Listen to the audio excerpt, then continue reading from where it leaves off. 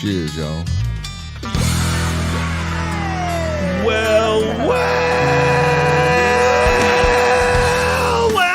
That sound makes it a party. Welcome, ladies and gentlemen, to this fine radio program, podcast, and video extravaganza known worldwide as the one and only world-famous Smokin' and Toastin'.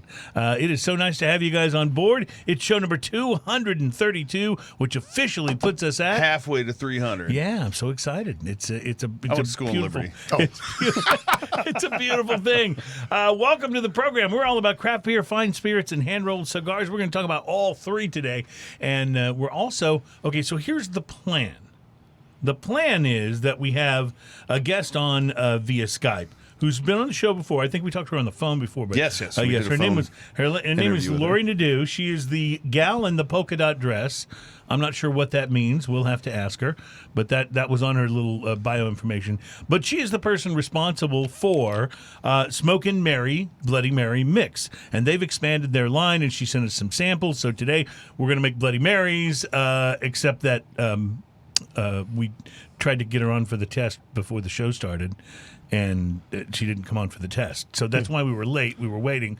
I think she's in the waiting room now, but it's going to be just that, a waiting room, because we have a few things to do before we get there. So in theory, Laurie will join us and talk Bloody Mary mix today. Now, I did not realize when we were putting this show together that I had within my own circle of friends and acquaintances an actual Bloody Mary masterpiece individual. And that is an aficionado. The gentleman sitting to my left, and he's my friend and a Texas radio broadcasting legend. Please welcome to the show, Rowdy Yates. Howdy. Yay! Listen to that. So, Rowdy, I honestly, I've been to parties at your house before, always a good time. The last one I wasn't able to make it to because of a prior engagement, and you sent me some pictures yesterday of some of the concoctions and creations that you put together for the party. Right. Dude, I had no idea. Okay, now let me back up a little bit and say some of the pictures that I did send, we did not create there. Okay. They were Google images. Okay, fair enough. But I brought that up first and foremost is if you really want to get into the art part of this, do a Google image search and just type in crazy Bloody Mary. Well, there was stuff with shrimps. I think I dated that girl. What? Crab claws. No, you just have no earthly idea. I thought it was a Guy Ritchie movie. So, and you will actually see people in competitions where they will dress these things out. Whereas in Texas, where this show originates from, there's a barbecue cook-off, there's a chili cook-off, there's a seafood cook-off. Say somewhere up in Maine or Massachusetts or somewhere like that, where they can't really enjoy the weather that we do, they have more inside contest, and so they will have the Bloody Mary creations and contests. But let me tell you real quick that this started as kind of like my love for a New Orleans brunch when I lived in New Orleans. Now, I've had many a wonderful New Orleans brunch, some of which I've eaten before going home from being out on Saturday night. That long drive. But New Orleans has to be the greatest brunch location in the world. Without a doubt. And they are really the place. Now, if you may not know this, people in New Orleans like to drink. Oh, I've heard that. Yeah. I've heard that. And it all makes sense now. It's great because you have so many. The more you know. Yeah. They have great eye openers. Yeah. And Bloody Marys are one big part of it. Mimosas are another. Sure, and then vodka or gin screwdrivers and things like that. And so our love for that, our love for cooking and food and throwing a cool party every once in a while led to our little social circle of people that we get together once a month, and it's called Bloody Mary Sunday. How fun. It's a great time. That sounds awesome. Yeah, well, we'll one way or another, we'll put some Bloody Marys together here today on the show. We must. This should be a great deal of fun. Our program is brought to you by MyCigarShirts.com. You can check them out on the web. They have great shirts for cigar lovers, and they are awesome, and they start at under $20, and they're great for gifting and great for packing your chest of drawers. If you just feel like practicing sending gifts, you can just send those shirts to me. Okay. I'm fine with that. Sometimes I'm online and I think, I'd really love to practice sending a gift to someone. Sending gifts. You want to know so how that to I'll do be it, yeah. so I'll be in the groove by the time Christmas rolls around. That's right. That's right. Yeah, so you can send them directly. That's to you. right. And you can drop ship too. It's pretty cool. Are you amazed at the people who think that you actually have an entire closet full of cigar shirts in every shape and size? And, Well, just send me one. Just send me one. I will say that from back in the day being in radio, I did have a closet full of t-shirts. rock band and recording artist T-shirts of every shape, size, and color. But I eventually got rid of most of those because, I mean, let's face it, how many people really want to be walking around today wearing a Good Charlotte T-shirt? You know what I'm saying? That's right. So you're saying my Nickelback shirt is out of style now? Nickelback does not go out of style. Evanescence goes out of style, but Nickelback does not. Okay, are you mounting a defense of Nickelback on the show today? No, I'm making a joke. Well, you were right about Evanescence. I can tell you that. It goes out of style. Yeah, for sure. Although, better to listen, aside from that weird guy in the background on that one song, more pleasant band to listen to. Well, Amy Lee at least can sing, so you got that going for you. Although it's not like Chad Kroeger from Nickelback is a bad singer. They just are kind of they're one of those bands that falls somewhere between creativity and not. And me, I play George Strait songs for a living, so I have no earthly idea what these people are talking about. And see, much respect for George Strait. You gotta just throw that out there. So listen, today's show we'll be making Smokin' Bloody Marys, and we're also going to talk about what your bartender thinks of you based on the drink you order. Since we're now to the place where in many states people are able to go back to the bar, stay socially distanced, but still actually order something. Having friends that are bartenders Yep. and a couple exes that are bartenders, I'm pretty sure when I walk into certain bars, I know exactly what they think of me. Yeah. Well, in this case, put that on. Well, so what this one's about, though, is this is a This list, is the bartender you don't know. Right, where they've gone to bartenders and said, okay, when someone orders, I'll just make this up, a whiskey sour, what does that tell you about the person who's ordering? And they've gathered these comments from bartenders, and some of them are pretty good. So we'll share that. So, on a few of them, I was offended. I'll go, really? They think that of me? You know, very curious. So that'll be fun. Also today, we're going to be doing some beer tasting from right up the street from us, New Orleans, Louisiana, the NOLA Brewing Company's Berliner Weisse Salted Watermelon Sour Ale. Oh, I am super interested in that. Yes, I have not tasted this before, so I'm almost like. It's almost like a Pavlovian response, like Pavlov's dog when they'd ring the bell and he would start, his mouth would start watering. That's what happens when you just say Berliner Weisse salted watermelon. I actually sour had ale. from Martin House. I had a Salted Lady last night. Oh yeah, no, that's a good beer, and it's brutally sour. I'm not on board with kind of fun. I'm not on board with their pickle thing though. I can't would. do it. Oh, I would totally be into All that. right, yeah. so I'll bring you. I have one still at the house. I'll bring you a pickle beer. But where I grew up, Fort Worth, Texas, is the home of best made pickles. And heavy metal. Yeah, among other things. Well, that's where Martin House is from. Is Fort Worth, Texas. Martin House is closer to Dallas. Oh, sorry. Still. I think. It's all academic. It's all one. Maybe big I could be wrong. I metroplex. went there once, but I don't remember where I was. Let me finish here real quick. They started making a pickle beer. Oh, Yes. okay. Yeah, Well, that's a hot number too. Maybe, And they make it in two varieties. They make the regular one and the hot and the one. spicy one. Yeah, they absolutely do. And then there's a few other pickle beers floating around out there. I thought about doing a pickle beer show, but I just didn't feel like I could make it all the way through. So. It'd be kind of interesting. Anyway, also from Other Half Brewing in Brooklyn, New York, we'll be trying their double space cut Imperial IPA. I thought if we're going to try if I'm going to make Ian try an IPA, I might as well get the ABV level up there. Yeah, I might as well get the ABV level up there. And finally, from Alesong Brewing and Blending.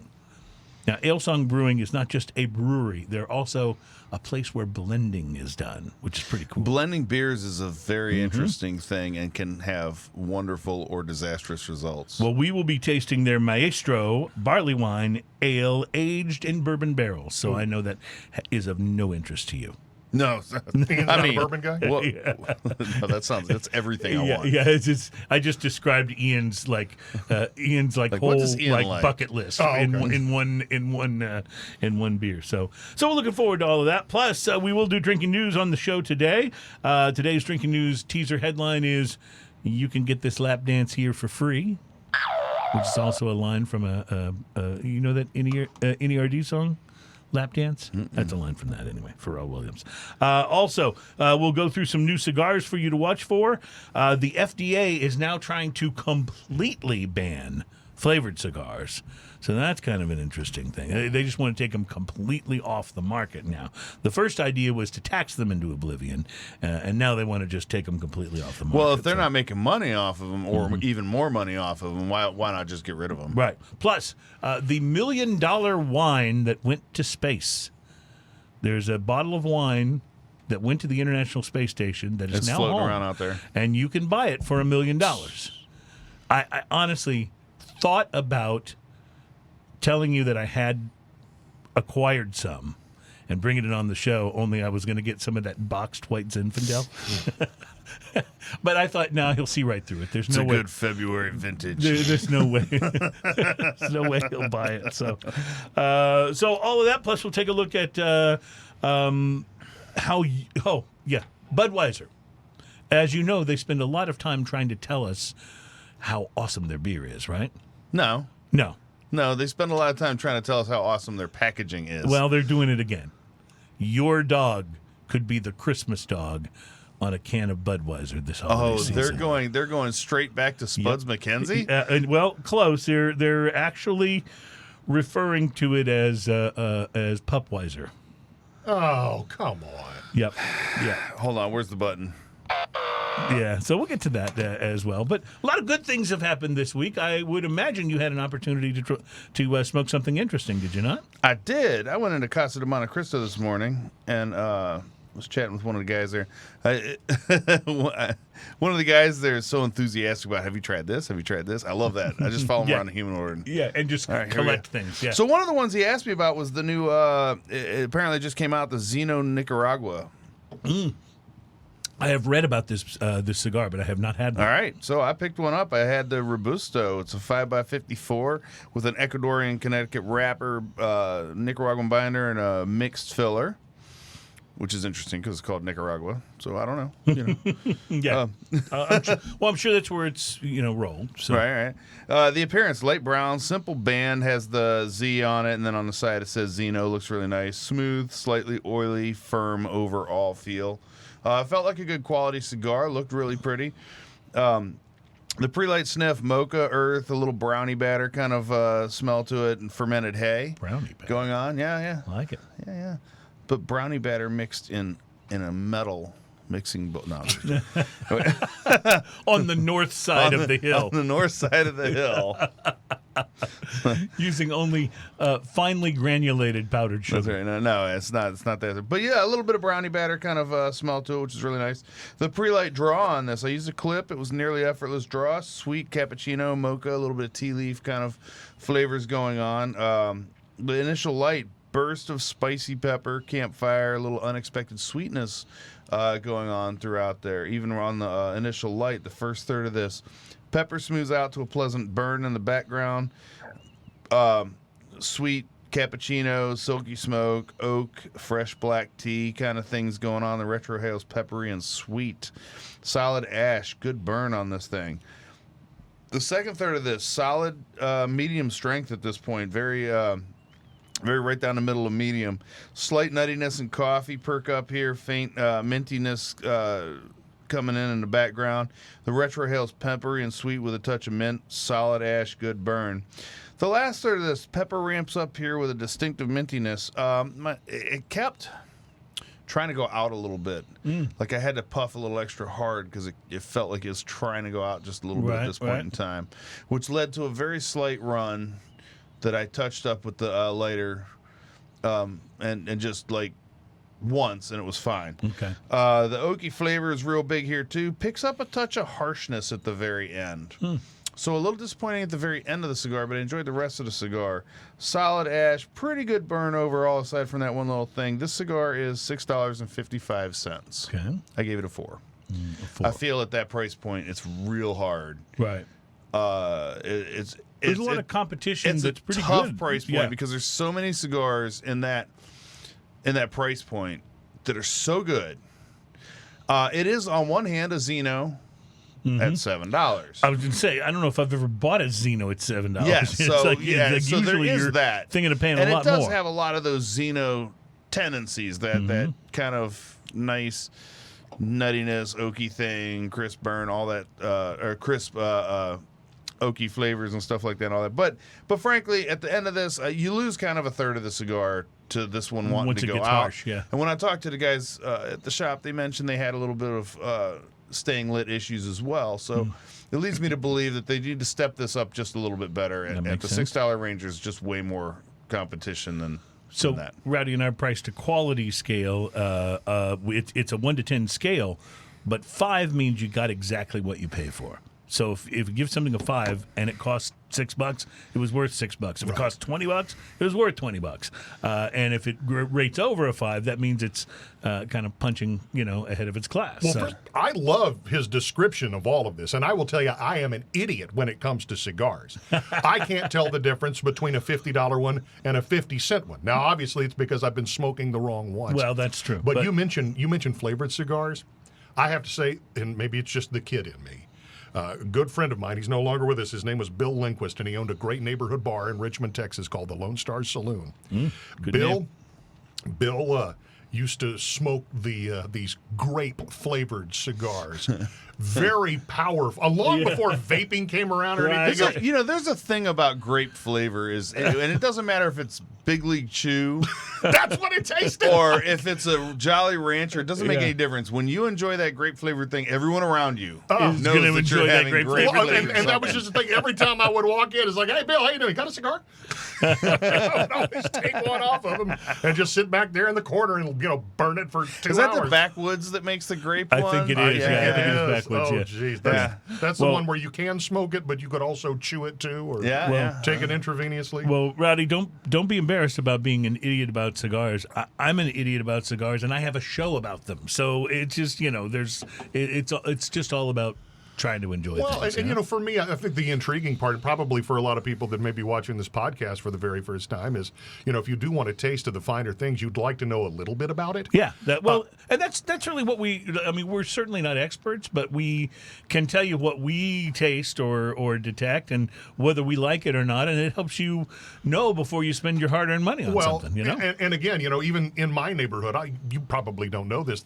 I live very close to old downtown Richmond, Texas. I did know that. And right there off of 7th Street by the Brazos River and the railroad tracks is what used to be an old hardware store, Johnson's Hardware Store, which is now turned into kind of a coffee shop up front. we've been there. Yeah, we did a show there. And in the back, then you know all about it. And they've got those Huge- antique guns and clothes and stuff. Not even antique, just like the Collectors. highest end Yeah. collectors. Crazy stuff. Crazy beautiful guns. Well, I want to go ahead and buy a membership there. Oh, it's a pretty cool And I'm place. trying to and they make great justify it. coffee too. Yeah, they do. And I just want to be able to go down there and hang with the locals. You know? And I Oh no, figure- and that's very much what it is. It is a local spot. What you have to understand is that it's so near the courthouse. A lot of especially the defenders that don't have an office down there, the lawyers. It's like, geez, do I want to hang out in the break room of the courthouse? No, I'll just go down to Johnson's have Hardware store and have a cigar, and that's what they do. Exactly. Well, Rowdy, I had a kind of similar experience to you this week. I smoked a cigar that has a certain place in the name, but has nothing really to do with that place. You ever smoke a Royal Jamaica cigar? No. Okay, well, I used to smoke them every once, and then I always thought of them as this very old brand that was like totally a bargain brand. This is when you're buying a cheaper cigar to smoke while you mow the lawn or Right. walk the dog or something like that. Decent, but not particularly inspired, right? But this one caught my eye on the end cap, also at Casa de Monte Cristo. I was in there earlier this week.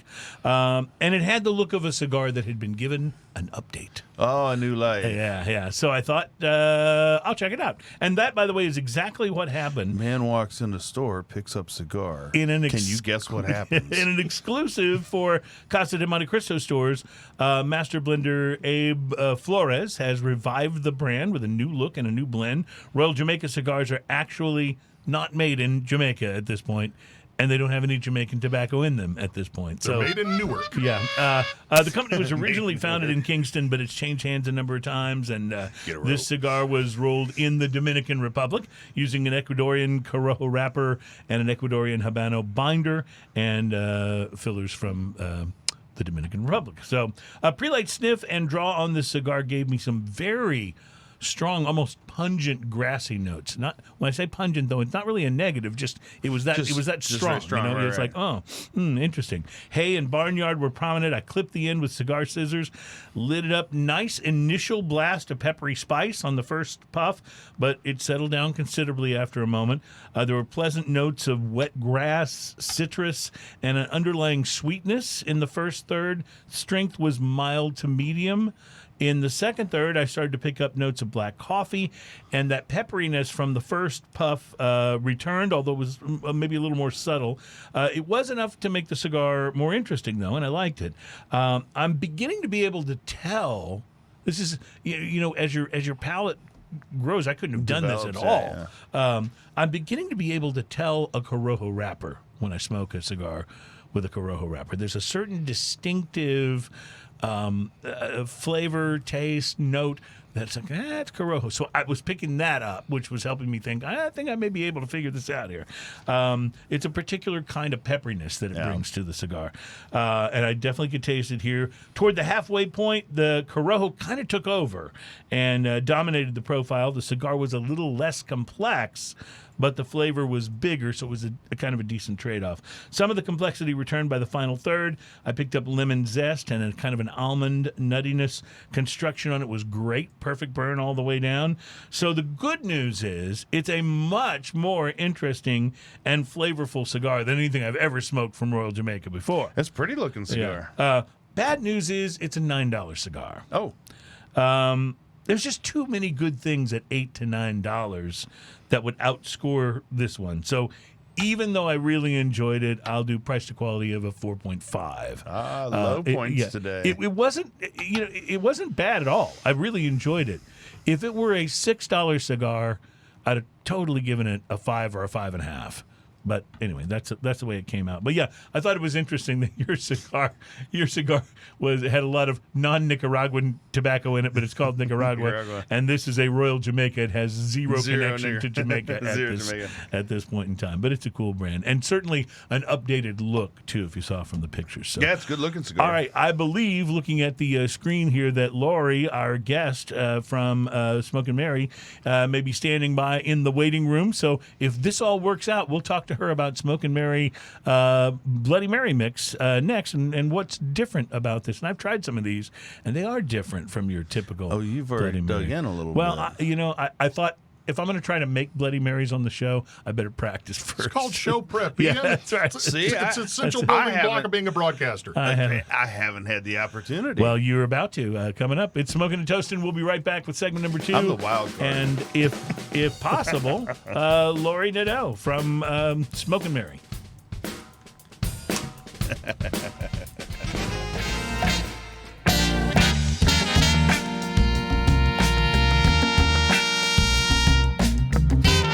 Welcome back. It's Smokin' and Toastin'. We are here with you from the studio, but live with us is Smokin' Mary herself. Her name is really Laurie, but we'll get to Laurie in just a moment. Hi, Laurie. Hello. How you doing? We're the program that's all about craft beer, fine spirits, and hand-rolled cigars. And we are brought to you by MyCigarShirts.com. Check them out online. Great shirts for cigar lovers and the people who love them. MyCigarShirts.com because... Cigars, yes. So on our show today, we're making Smokin' Bloody Marys, and we'll also be talking about what your bartender thinks of you based on the drink that you order when you walk into the bar. So that's coming up. But Laurie joins us now. All the way. Did you say you were in Dallas, Laurie? Is that right? That's where the company is right now. I'm actually sitting in Northern California. Oh, very nice. Through the magic of the internet. Well, Isn't it fantastic? so are you up? Are you up in wine country, or are you? Yes. Okay. Well, Nice. I see Things could those be are worse. I see those are not bottles of wine next to you, though. They are No, those are empty. okay. They are bottles of your Smokin' Mary Bloody Mary mix. So I guess well, the first question is, let me make sure we're pronouncing your last name right. It's Laurie Nadeau. Is that right? Nadeau. Nadeau, okay. Either The way. emphasis on Nadeau. Okay, fair enough. So, Laurie Nadeau, you started the Smokin' Mary company, how long ago? Well, I actually started the company, launched the product. It was in September 2015. Okay, so it's been around for a little while now. Had a chance to get some traction. What was it that made you say, you know what, my calling in life is to make Bloody Mary mix? I think it was because I had so many bad ones that I knew there had to be a way. Okay. I totally In fact, get I it. have the Post-it sticker on my computer screen. There's got to be a better way. Because, I mean, it's with everything in life. Right. And so that's how I tackle things on how to make things better. Did you have the idea to do it first, or had you come up with a recipe and you thought, you know what, I gotta make this for everybody and put it out there? Actually, no. The story is completely random. I think that's how most products, really good products, start. Mm-hmm. I actually had a whole bunch of tomatoes left over one season, and I didn't know what to do with them all. I canned them. I did as much as I could possibly do without wasting them. And then I asked a neighbor who came over, stop by for a beer, because that's what they always do. And I said, what am I going to do? And he says, well, why don't you make Bloody Mary mix? And I said, That's so I could random. That is pretty random. Very random.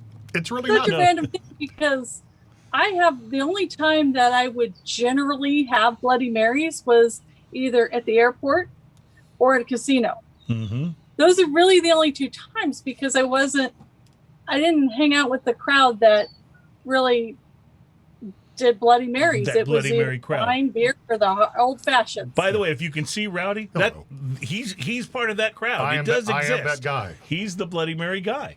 So Perfect. But yeah, I'm like you. I had Bloody Marys more often on an airplane than anywhere else, and it was usually because I was flying back home and a little hungover and looking to take a little nip out of it. Little hair of the dog, so to speak. Let me tell you that really my love for them was also at the airport, but it was a different story. I had been on a terrible flight coming back from Orlando, Florida to Houston, and we were chasing a tropical storm. Bounced the airplane all over the place, and both my wife and I could not get on an airplane and fly without being 30,000 feet off the ground, sitting in the airport bar.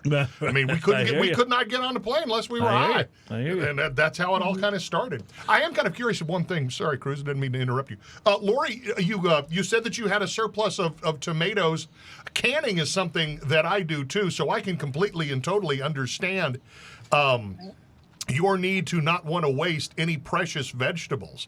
And I, too, have tried to make my own homemade Bloody Mary mix before and never was able to establish a real consistency. But what I was able to do was establish probably the hottest Bloody Mary mix I have ever. I mean, I was applying a lot of my salsa making properties to that, but just because it was extremely hot did not mean it wasn't bad. All right. So from an ignorance standpoint here, how much difference is Bloody Mary mix from salsa? That's a great question. I mean, I can't see it being super far away. I mean, I think Bloody Mary mix is generally more tomato-y, but It's somewhere between salsa and spaghetti sauce. Laurie, straighten If us you out were here. to blend up your salsa, thin it out a little bit, add some horseradish, a lot of people would not mistake that as being just a regular Bloody Mary. Okay, gotcha. And there I think and maybe a little Worcestershire, but right. because those are two ingredients that really identify a Bloody Mary Bloody as Mary, Worcestershire and the horseradish. Right. So you mentioned, by the way, that one of the things that got you started doing this was because you'd had so many Bloody Marys that weren't very good. What makes it better, other than obviously using good, decent vodka or whatever spirit? But what about the mix gets it across that line for you where you go, okay, that's not a subpar. That one's pretty good. That's a premium. That's a good one. Absolutely. Well, what I started doing, so when I was doing all my canning, as I mentioned, I was doing, because we had an outdoor pizza oven, I was doing pizza sauces, salsas. I started smoking the salsa because my husband got this new smoker. And I thought, smoked salsa is really good. Yes, it is. Then when I decided to make the Bloody Marys, and I Googled the recipe, and it had 4 ingredients. It was tomato juice, which I hate. It's just, I can't drink tomato juice. Worcestershire, horseradish, and celery salt. That was it. And I made it up, and I went, oh my God, that's just, no, I can't do that. So I started grabbing all kinds of stuff out of the fridge, out of the spice cabinet, started just throwing this stuff randomly into the pot. And I'm like, it's getting a little better. It's not great by any means. Right. So then I decided, well, I'm going to start smoking. Let me smoke the tomatoes. Let's see what this looks like. So I did that. And I just went, there's something new. Mm-hmm. There's something like nothing else out there. Well, I was going to say that's what's really different about your Bloody Mary mix, is because the other ones I've tried, I've never tried a smoky Bloody Mary mix other than Smokin' Mary. Mm-hmm. I'm pretty much the only one doing it. Now you've got some of these mixologists at these higher end restaurants, fancier restaurants. Hence, you have a mixologist. They're actually smoking all kinds of cocktails, including Bloody Marys now. Right. Which I'm kind of like, I wonder where they got that idea. Yeah. Totally. So it's great that you don't have to spend $14 in a bar or in a restaurant to get 1.5 ounce of spirit and then this smoked cocktail. You can do it at home. Right. And you get 6 of them for that same price. Or really, really tall ones, which is also so an enjoyable you asked thing. what makes it better. So what I found makes it better is, like I said, I don't like tomato juice. And tomato juice and high fructose corn syrup, all that was what you would typically find in all of these mixes you'd find in the market. Mm-hmm. And have you ever noticed when you're sitting there having these cocktails, Bloody Marys with your friends, and you're chit-chatting, you're just bullshitting about everything, and you're just kind of drinking your drink slowly, and then about 5 minutes, 10 minutes goes by, and you have your drink, and you're like, it's just awful. It has gotten that watered down that fast. Mm-hmm. Especially in Texas. Yeah, absolutely. But it just, all the flavor just like goes away. Mm-hmm. And so it took me 5 years to create the original one, and then the other ones took me several years as well. But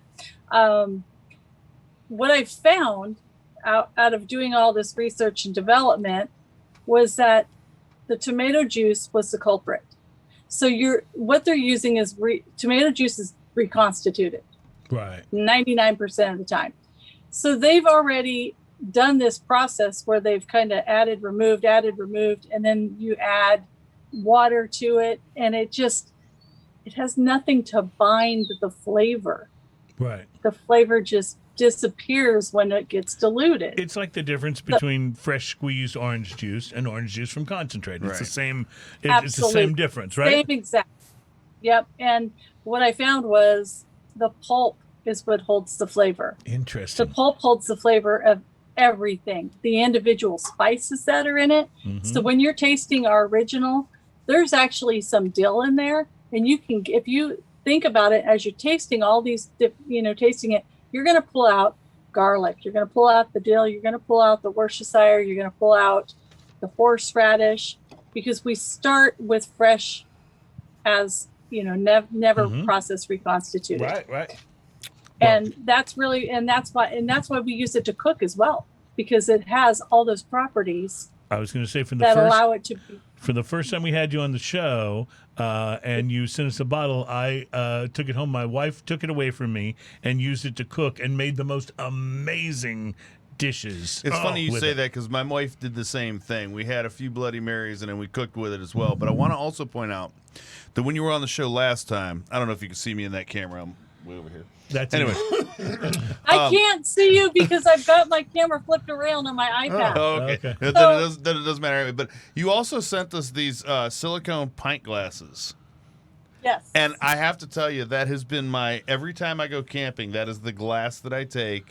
I am promoting Smoky Mary every time I go camping because that is such a wonderful camping pint glass. Bloody Marys might be fun around. It really is. You can never get assault charges filed against you either because it's not going to leave a mark. That's totally awesome. And it bounces if you drop it. It's had everything from whiskey to Bloody Marys to beer. It doesn't matter. It's absolutely fantastic. I love that glass. I'm still trying to wrap my head around Ian going camping. Oh, no, he's a big-time camper. I camp at the drop of a hat. Really? He's a big-time camper. Yeah. He's a big-time... Do you bring Tiffany along, or is this a get away from your wife kind of thing? I do. It's a little more glamping when Tiffany comes along. I have this tent that you set up, and it's like you could fit 2 full-size, like queen-size mattresses in and still have room to turn around and get dressed. But and I'm not even exaggerating about that. That's how big the tent is. But that's what I take when my wife is around. When it's just me, I have this little 3-man, like super ultra light, camping, mountain biking, and he goes to the Renaissance Fair. Now that I can see. See Ian in his chainmail outfit. No, actually, my walking wife is the around. one that does Your wife that. has the chainmail? Oh, Yeah, okay. she did make me buy a kilt last time I was there, though. Laurie, with the Spoken Mary mix, obviously the original came first, and then you've added the green one, which is... what is it called there? Yeah, this is the Green with Envy. Green with Envy, which Smoked is more green tomato Mary. It's like green tomato or more of a tomatillo type Yes. of flavor to it, which is so totally different. What is vegan chicken base? Well, it's to satisfy that what is it, 3 or 4% of the vegans in the world. Yeah. Basically, when I did you use developed, vegan chickens on that? I think most chickens are vegan, right? Don't tell anybody that's what Okay, gotcha. vegan. No. Sorry, I'm just having a little fun with it. It's getting thick in here. Yeah. Oh no, it's all true. No. It reminds me of that Ron White thing where he was at the vegetarian restaurant and they had a piece of vegan carrot cake. And he says, is that good? And the guy says, oh, yes, sir, it's vegan carrot cake. And he goes, you mean to tell me there's no ham in this? That's funny. But yes, so true. The green though, the green with envy sauce. More. Is So- it tomatillos? Is it green tomatoes? What? There's a good story behind. Well, there's a story behind that. So when I was originally doing the original mix, I also had a whole bunch of tomatillos that I got from the farmer's market, and so I'm like, I'm gonna make Bloody Mary out of this. Let's try that. So I played with that for a few years. And then when I decided to go to market, I tried sourcing tomatillos. Mm-hmm. That bottle right there would cost you $20 a bottle. Wow, because if you source the tomatillos are tomatillos. Yeah. expensive. Interesting. Well, Okay. it's a lot of work. Right. So- Because they're smaller. Worked with my tomato processors and with some farmers in California to put together a green tomato, a vine ripened green tomato. Mm-hmm. That took several years. It took about 3 years actually, because they had to go through, one season they realized that they had this problem and that one, then the next one was another set of problems. Then the third year they nailed it. And when I say they nailed it, it's got the tomato consistency, so it's thicker and not so buttery, but it's got all the flavor profile and the bricks, which is the sugar content of the tomatillo. Yeah. So it really tastes I'm like, tomatillo when you drink it. Yeah, Yeah. exactly. Yeah. And that's, I was able to get that on the market a lot faster once all those problems were worked out. But again, it took a few years. But it is actually a vine ripened green tomato. A lot of people automatically think, oh, it's green chilies or it's, Right. or it's a unripened tomato. And, Well, with that'd the be fried better. green tomato thing. Yeah. A lot of people are going, ooh, and I'm like, no. This is actually a ripened tomato. Are we gonna try? And then these? it's got Yeah. completely different profiles. So we did make this one vegan, which is, I was using a chicken base in that because I always use some type of a base. Like there's beef base in the original. And when I had enough people say, oh, don't you have anything vegan? Or, I've heard it all. And I said, you know what? Let me figure that out. And so I went to my supplier for the base, the chicken base, and I said, there any chance you might have that in a vegan version? And they said, yeah, we do. I said, great. Send me samples, started playing with it. It all worked out. So now we've got a vegan friendly product. Very cool. Yeah. And it's really delicious. And that one's got serrano peppers, where the original has the chipotle and the horseradish as the heat. That one's got serrano peppers, as well as a little cilantro flavor and limes. So it brings out a totally different flavor. I don't know what you guys have tried the Green with Envy with, but there's ways I really like it. In the wintertime, I love it with apple brandy. It feels like you're sitting there having a holiday cocktail. That's interesting. How fun. Yeah, how fun. And it goes down really easy. Now, I will say that the one that I found the most interesting, and probably my favorite from what I've tasted so far, and we'll be making some Bloody Marys with these here coming up in our next segments. But that's what I wanted to hear. I really was interested in the little tart. It's the smoked sweet Bloody Mary mix. Is this the newest one? Yes, and I'm going to give my husband credit for this one. Okay. Because he came up with this. So he was actually kind of playing around with it. We were looking at doing like a tequila sipping sauce. Mm-hmm. And we have I like everything about that. A bunch of winemakers that are friends of ours. And one of them was over, and I really, really trust their palates because that's what their business runs on is their palate. Right. So I said, hey, what do you think? And he did it as a tequila sipping sauce. And he says, oh, screw that. And he just dumped them together and drank it. And he says, now that's good. Well, this one is... So he was the one that gave us the idea to turn it into the cocktail. So I don't know if everyone knows, but the tequila sipping sauce is a traditional thing. A lot of times, you would have a straight tequila. Right. You would drink the tequila, and then you would as a side, you would have the tequila sipping sauce, which was a very tomato-based yes. kind of sauce. Tomato and citrus. Yes, tomato and citrus. And some spices. What I thought was so interesting about this, though, is that the sweetness, it's not a sugar sweetness. It's sweet like a Kentucky barbecue sauce is sweet in that kind of smoked sort of way, you know? Yes. And it's really really an interesting thing. So is this one brand new? Did you just come out with this? Yeah, we released it during COVID, which was brilliant. Well, it might have been. People were at We've home. got a lot of it in the warehouse. Yeah, people are at home making their own Bloody Marys. It could be a good thing. How far around the country are you distributed? Where can people find you? Well, we are throughout the U.S. on our website. Okay. We've been having trouble getting distribution just because that's probably one of the biggest challenges that any food and beverage company has. Totally understand. Is getting somebody to distribute them without wanting an arm and a leg. So the best way to get this is to come to your website, right? Yeah, on our website, which is smokinmary.com. Yeah, smokinmary.com. Besides ordering on there, you can see we've got a recipe book that's got over 60 food recipes, and you can download that recipe book. Yes. There's so much we do with this. We do all kinds of seafood, shrimp, pork, chicken, you name it. And they're all the most amazing. I pulled up the site earlier, and it's very easy to navigate as well. You have everything kind of laid out right there on the front page. It's very nice.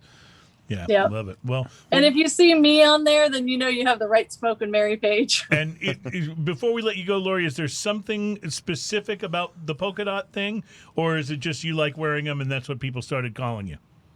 Well, no, actually, I was one of those that I was typical person at festivals and trade shows wearing my logo T-shirt and my shorts or jeans or whatever and tennis shoes. Mm-hmm. And my husband actually said, he says, you need to up your game. You need to be different. Our mixes are different. You need to be different. So you became the gal in the polka dot dress, right? Yeah. So he wanted me to dress up like a pinup, and I looked at him like he was crazy. And then he started looking, and he found some of the dresses, the ones I wear. I have like 12 of them. And I said, I could do that. I could pull that off. And so now I'm just a gal in the polka dot dress. And if I'm somewhere in public and I do not wear my polka dots, I get called out on it inevitably.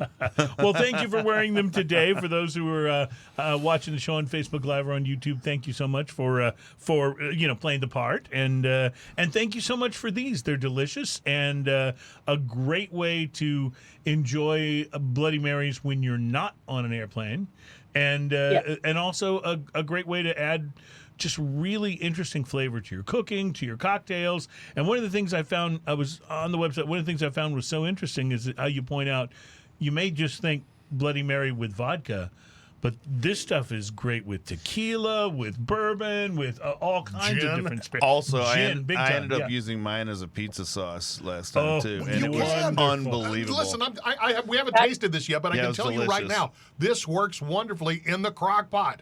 Yeah. Put it in there with some chicken. My God. Well, Laurie, thank you so much for being on.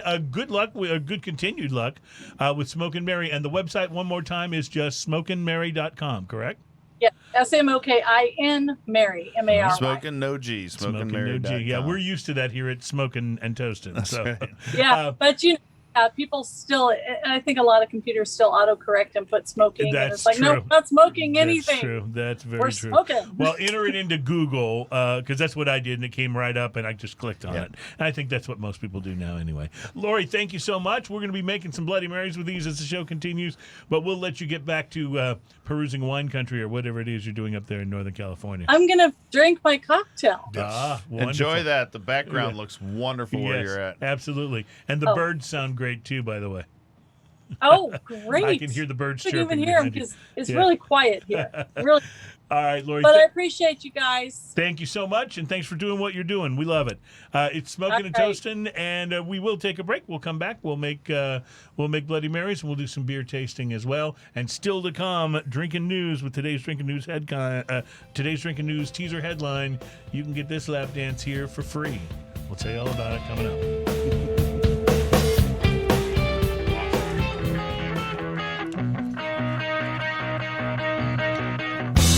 Welcome back. It's Smokin' and Toastin'. It is the program that's all about craft beer, fine spirits, and hand-rolled cigars. Show number 232 today. We're making Smokin' Bloody Marys, and we're talking about what your bartender thinks of you based on what you order. We also have not done a beer tasting yet, but Ian, I think we should get right to the beer because I don't know if we want to go there right after one of these Smoky Bloody Marys to watermelon. You know what I'm saying? Oh, that's the watermelon beer. Yes, this is the first one. It's from NOLA Brewing in Nolens, Louisiana, and it is a Berliner Weisse, which is a lightly sour beer. It's not a heavy sour, but Berliner Weisse is usually very tart, and this is their salted watermelon sour ale. So I'm very curious about this one myself. I have not tried this, but I love the idea, especially with summer coming up. Get a little watermelon on the nose, but it's not a big one. Beers that have salt. I like that whole concept. I never add salt to beer. Like I have friends that have beer salt and stuff like that, and I always looked at them askance a little bit. I always see them at the cash register. Oh yeah, a little twang stuff or whatever. At your finer convenience stores. Yes, of course, right? Yeah.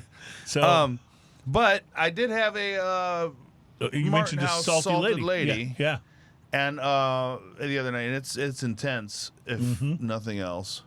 I kind of like it, and I really like this. Okay, I got two words for you, and one of them's rancher.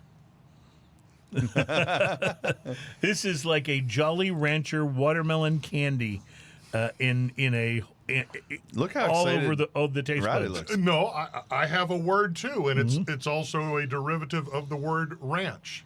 This is cold, bubbly, and tastes like a can of ranch-style beans to me. Okay, I'm still waiting for the pleasant aftertones or whatever. I am not the beer guy. This has some dank watermelon, like overripe watermelon kind of flavors to it. It does. It's salty. So that sort of sweet watermelon candy hit me first, but now I will not be able to get ranch-style beans out of my head. I just took another sip. It tastes just like that. Ian, what are your thoughts? I love NOLA, but I think they missed the mark on this one. This would be a first. It's interesting. I don't know. I didn't want to agree with the beans, but I kind of see it in the after. It's got a funk to the aftertaste, but not a good funk. I like funk in beer, but this is not a good funk. This is weird. This is definitely the awkward, horrible, most tasting funk. Can you imagine any cigar with this? No.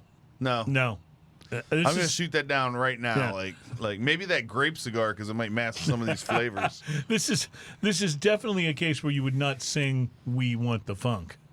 Yeah, it's not the funk. No, you want. There's no balance to this. I want to point out. Okay, so when you have a watermelon that's not super sweet, or you get like close to the rind.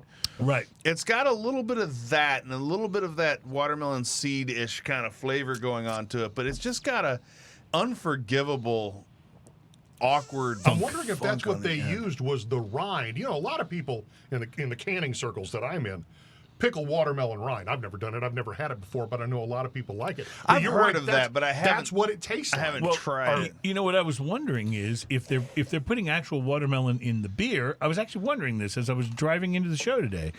Do they have a machine that basically cuts the rind off of the watermelon so that they just have the red portion to put into the beer? Or do they put the whole watermelon in? And this tastes like maybe they put the whole watermelon in. I want to point out this. Everything about what this is called, Berliner Weisse Salted Watermelon Sour Ale.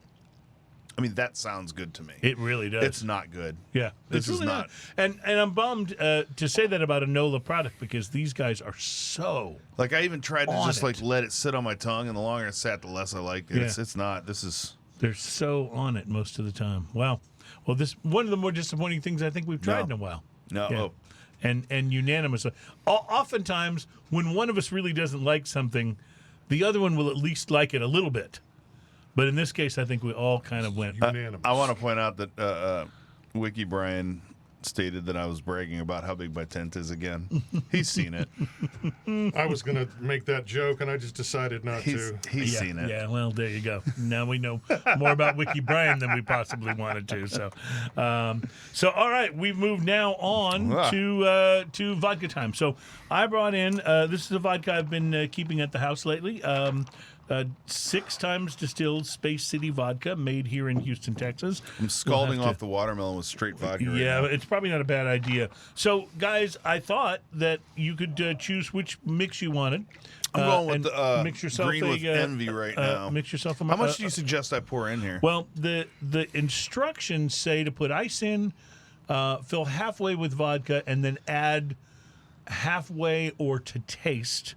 That smells so good. The Bloody Mary mix. I would just try about 2 fingers in there, Ian. Yeah, just two fingers and switch it around. 2 fingers would. My fingers or your fingers? Based on you got what's pretty big in hands, here, so about the same. Huh? Based on what's in here, that would be a little less than how much vodka there is. So you'd be about maybe 2/3 vodka and 1/3. No, I think he's got it about right. Remember, he knocked off the top.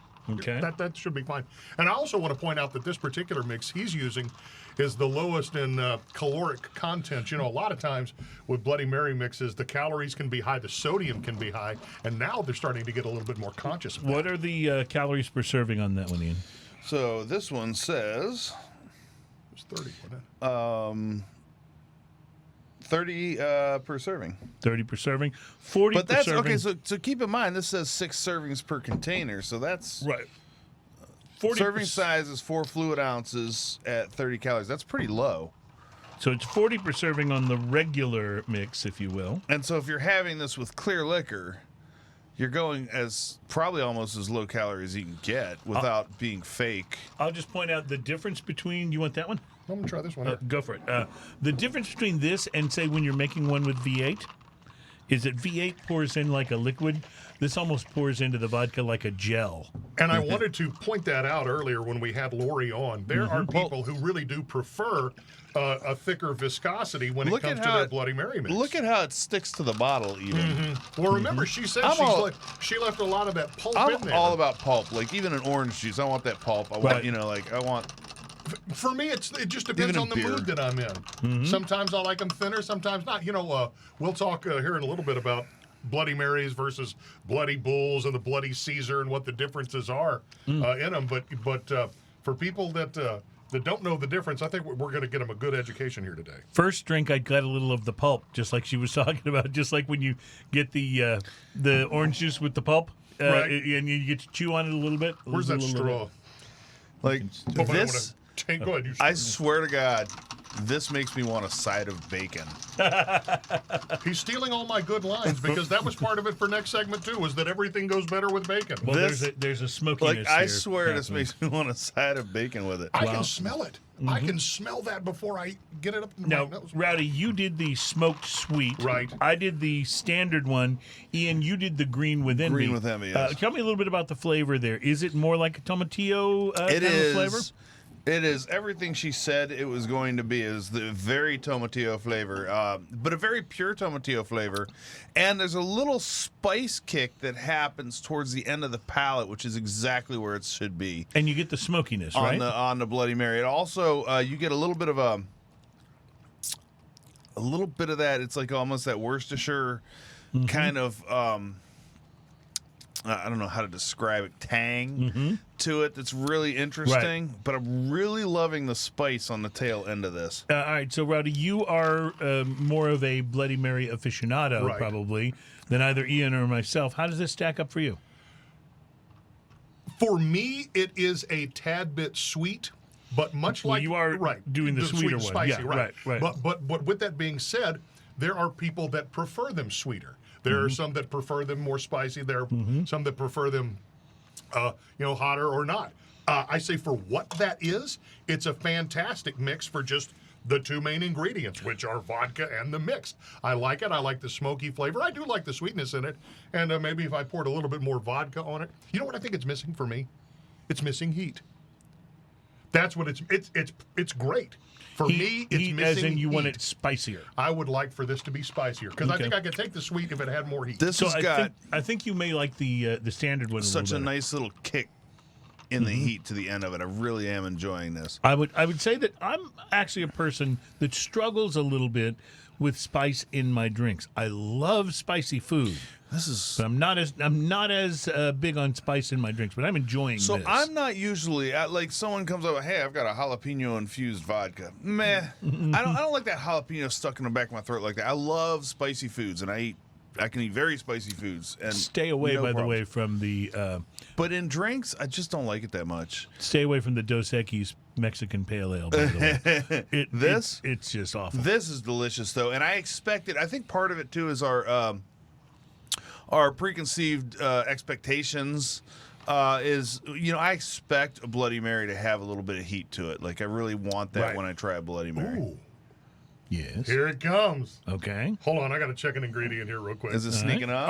I'm about to be real impressed with this, I think. Okay. Let's see. All right, What are you looking for? I'm looking for cayenne.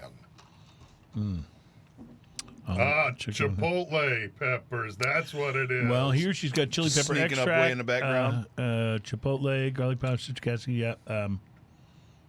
Interesting. Garlic cloves. And the tamarind. second sip I took, it was not as sweet. Maybe I just wasn't expecting that. Well, it always- That is really growing It on always me. takes a minute to adjust the palate. Yeah. I That's would true, love to. especially Do we after have a enough? watermelon sour. Do we have enough to something make another Brine one? shit Oh, we here. absolutely do. Yes. Okay, good, because I would love to try these kind of back to back and see what the differences are at some point. When you say back to back, try the other flavors. Yeah, so I have one of each so I can try it. We don't have to do it all at we once. Why don't though. you We still use the got us some smaller vodka cups, here. Ian, and just... Could you think you could mix them that way? I don't, maybe. Well, I could just try the mix, The mix, too. yeah. Ian, I will pass you the vodka. You can make us more. We'll take a break and come back with another beer and an opportunity to taste a little more from Smokin' Mary. But mine's just mine, by the way, is just the mainstream one, and it's like you took V8 and made it more interesting. How many You know? segments do we have left? We got 3 coming up. Okay, why don't we do this? Since we have 3 of these, let's just next segment we'll all swap one. Fair and enough. then segment after that we'll all swap one. Fair enough. We'll be back. It's Smokin' and Toastin'. And it's our show number 232, Episode making 300. Smokin' Bloody Marys.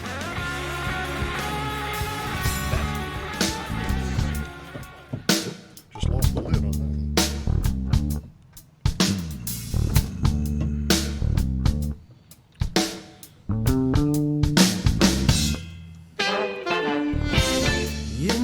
beginning. Welcome back. It is Smokin' and Toastin'. It is show number 232. Ian, thank you for that sound effect because it blends in perfectly with what I have to share. Next week is American Craft Beer Week. Yay! Hooray! I love when that happens. Seriously, it is May the 10th through the 16th. And the concept and idea behind American Craft Beer Week is that you should spend it, supporting your local craft brewers. It's a very important thing. So they've all been through a rough year. There's virtually no craft brewer who hasn't had their production, cut back. Mm-hmm. Because of the number of bars and restaurants that have been closed, that many of which stock their product. There's a number of them that had to close down their tap rooms completely. And the smaller a brewery is, the more critical that tap room is to their bottom line. So it's really, really an important thing. So we encourage you for American Craft Beer Week 2021, go out, support your favorite brewery, go and buy something directly from the brewery if you can. There's so many breweries showing up neighborhood-wise, right? It's such a cool neighborhood thing. So think about this, too. When you go to a grocery store, it's really nice to go, okay, I want to peruse what beer they have, and even buy the local stuff. That's great. But you know what? If you have a brewery in your neighborhood and you like a beer that they have, swing by there and get a 6-pack. Yeah. And just directly contribute and say, hey, guys, thanks for being here. It's almost like giving them a donation, but you still get beer at the same awesome price you would get it at if you went to the store. It's just that they get a whole lot more of that, of every dollar. And you never spend. know. You might end up tasting a beer and going, you know what? I want a crowler of that, too. That's true. And that's one of the things that I have missed the most during pandemic. The two things I missed the most are live music and being able to just go out somewhere and go, okay, we're going to hang out with our friends here for an hour and a half, and I want to try several of the things on the chalkboard. I have to tell you, though, I have to absolutely applaud the creativity of some of the breweries and how they're handling. Well, no kidding. And how they're handling this. First off, so many of our breweries and distilleries in town have started making, like when the pandemic happened, started making hand sanitizer and things like that, and donated tons, literally tons, of hand sanitizer. But one of the cool things is they have this streamline, like a lot of places have this streamliner. You just pull up and say, I want this. Bam, it's in your car. It's like going through a drive-thru. Yeah, right. I mean, Bada you're bing, bada there, in and out, faster than you can even blink, So if your wife is like, hey, go to the grocery store and get this, you can make it through there and get a 6-pack. She won't even know you've been there. It's absolutely true. Until you come home with beer. Exactly. And then that's usually a good surprise thing. Beer. Yay, beer. Speaking of yay, beer, this smells amazing. Have you I haven't. nose to I was this yet? actually pouring in a little of this Smoking Mary into my next concoction just to let it. I thought don't pour it into the IPA. That's Look probably how not a great thick idea. that Man, is. Yeah. So now that's the one I had first, and that's why I gotta hit the back of the bottle it's more like gel, like Heinz or ketchup here. Yes. Some people like them that way. Well, while you're doing try that, I'm going to taste this IPA because it is so delicious on the nose. It's just smells got like- such a wonderful citrus blast. It's got a beautiful dank background to it that smells so good. I didn't know how this would work on the palate after having had the Bloody Mary and the smokiness Holy crap, of that this is in the good. last. What is this, Other Half? This is Other Half Brewing from man. Brooklyn. Double space cut, double dry hopped Imperial Pale Ale. This is badass. Do you? Does it tell you what hops they use on this one? It says, according to Surgeon General, women should not drink alcoholic beverages thank during. you. It's still funny. It's still funny. It is. That other than that, the only information on here is 8% alcohol by volume, 1 pint, parentheses 16 fluid ounces. Well, it is double There dry is no hopped, information. and it is This is delicious. very cool, though. It has like a whole galaxy-looking print on here and a very shiny and wonderful sticker. I'm telling you, I'm a This is fan of this. Absolutely fantastic. It's outstanding. This is fantastic in a way that in a way. in the way that 90 Minute, in the way that stone and arrogant bastard this is very good. I've been enjoying some of the 90-minute over the past couple of 90 weeks. minutes, so good. That is just an amazingly good beer. I got a couple 120 minutes in my fridge. Yeah, now those are for special occasions. Those are amazing. I think today may be a special occasion. We have lost Rowdy completely. He's The looking only back thing and I'm forth. thinking is it in a Rowdy taller looks like can? he's at a tennis I match. told you I'm a neophyte when it comes to beer. I always have been. He's just looking back and forth at us going, what? I know. Well, other half. Or at least I'll admit it.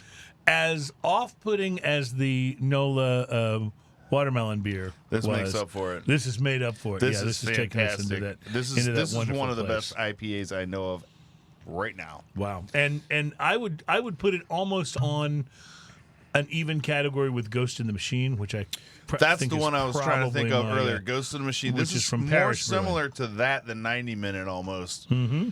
Because it's got that haziness. Yes, I agree. It's really good, and the haziness and the citrus just completely knock out any bitterness. This from is the one hops that on I the think finish. that even Wiki Brian might enjoy. Oh, even there though you he go. Wiki Brian reacts to IPAs much like Fire to Frankenstein.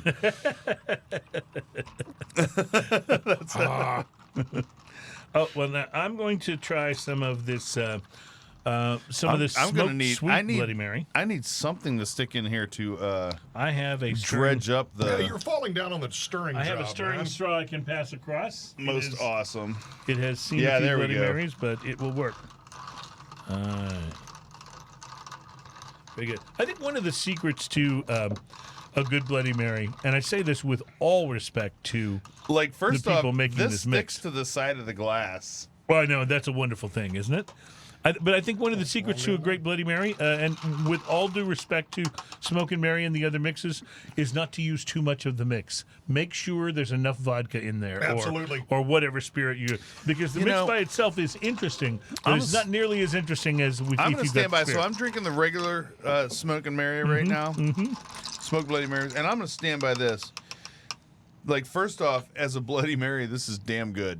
It is delicious, isn't it? And I remember using it as a pizza sauce, and it was damn good. This is just a great mix. And for cooking, for whatever else, I could literally just pour this over spaghetti noodles and be happy. This is what I think people want in their Bloody Mary mix, be it for cooking or anything else, is the simpler, the better. Yes, you have the people that are going to want to make their own concoctions and put their own spins on it. But you know what? If you're just getting into this, again, ice, vodka, mix, shake, stir, whatever, drink. Right. It's always the best. Now you're trying the green this time. I'm so excited to try this because Ian just lit up on I it. want to see what happens when you take that sip. Okay, here we go.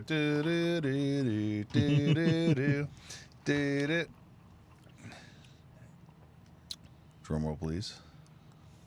Ba-da-ba-ba-ba-ba. What I love is that he's not just blurting out the first thing that No, comes to I'm not. mind. I'm trying to figure out the words to describe it. Okay. And right about now, you get the heat.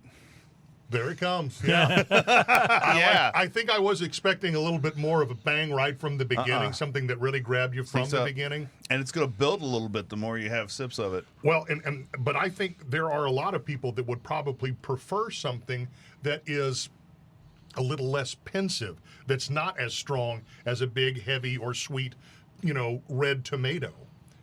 And I think this is the mix for them. Yeah. It's definitely- very fruity, like it makes a tomato taste very fruity in that tomatillo way. You're right. That second sip is much better on it. And I can also see that this one would probably be the one that would mix the best with alternative alcohol. If you're Like a out of tequila vodka, or a you gin. put the Tequila, tequila in yeah. there, you put the gin in there. I could see this going with some Patron Silver. I could see Yes, that sir. right Something like there. that. I could see that right there and tossing a little bit of pico in it and just calling it a dip too. That's amazing. I could totally see dipping chips in that. Now it's drinking thick enough. I'm you know? drinking the regular Smokin' Mary, and this is good. And the heat is different on this one. The heat is more of a cayenne, sneaks up, very back of the throat kind of heat.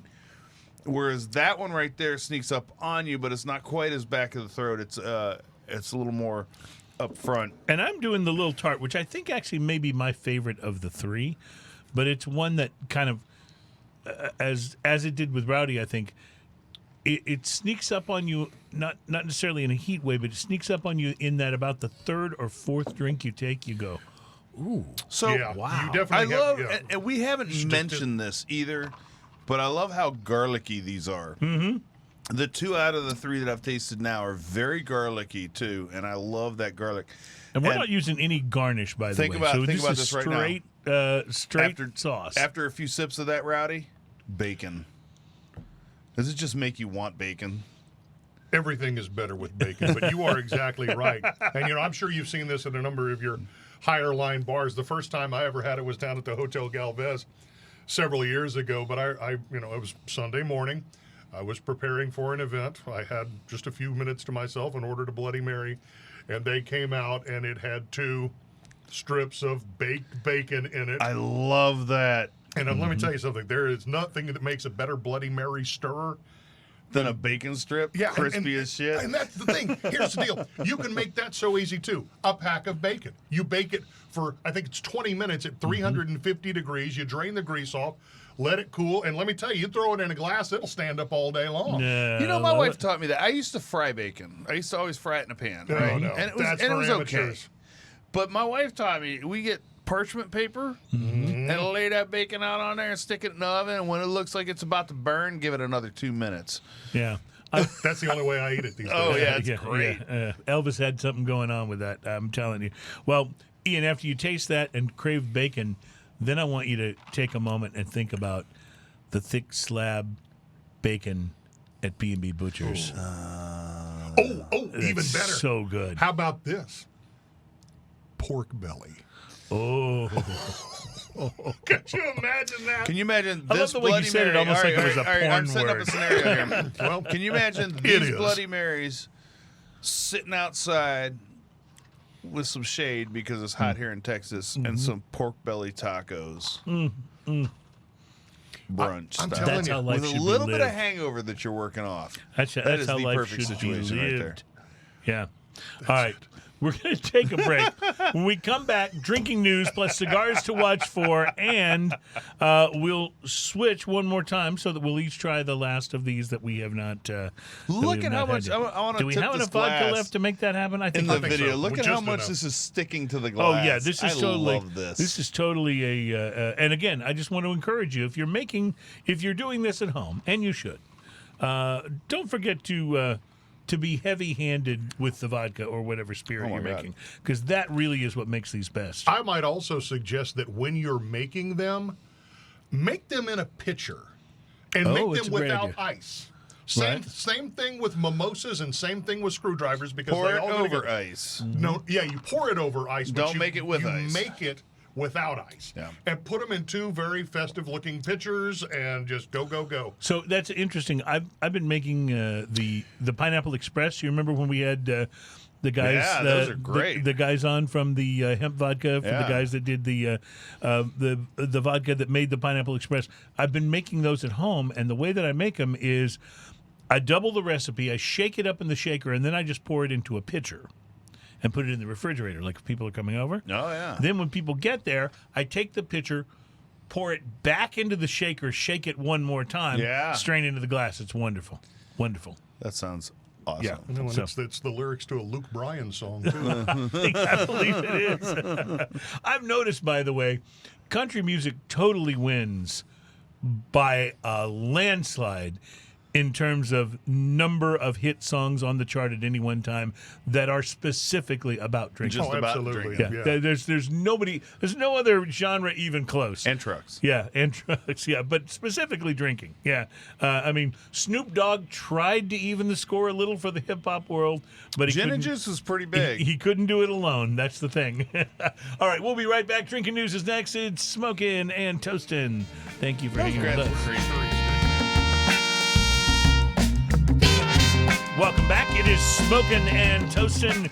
It's show number 232. We are all about craft beer fine spirits and hand-rolled cigars. He's falling down on the job when it comes to the stirring stick. Today we're all about Bloody Marys. It's a kind of unusual thing for us, but we've taken to it rather well, I think. I think that we're going to end up ordering some of this and having to have a Bloody Mary brunch at some point. How about a Bloody Mary pizza brunch? I think I know a guy who would be into the Bloody Mary brunch. All right, so before we get to drinking news, you're a guy that makes Bloody Marys at home without this, at least up until now. What do you do to put together Bloody Marys when you're making them and people are coming over? Well, you'll be surprised to find out that when it comes to vodka, I'm very pedestrian. Okay. And I'm talking going to Specs and getting your typical $18 bottle of Sky or Svedka. Okay. Sometimes I will get just a regular bottle, blue bottle of Sky, and then like a citrus Svedka. But we buy, what we normally do is we buy a handful of vodkas because people's taste in vodka is different. So there's always a bottle of Absolute. There's always a bottle of Smirnoff. There's always a bottle of Stoli.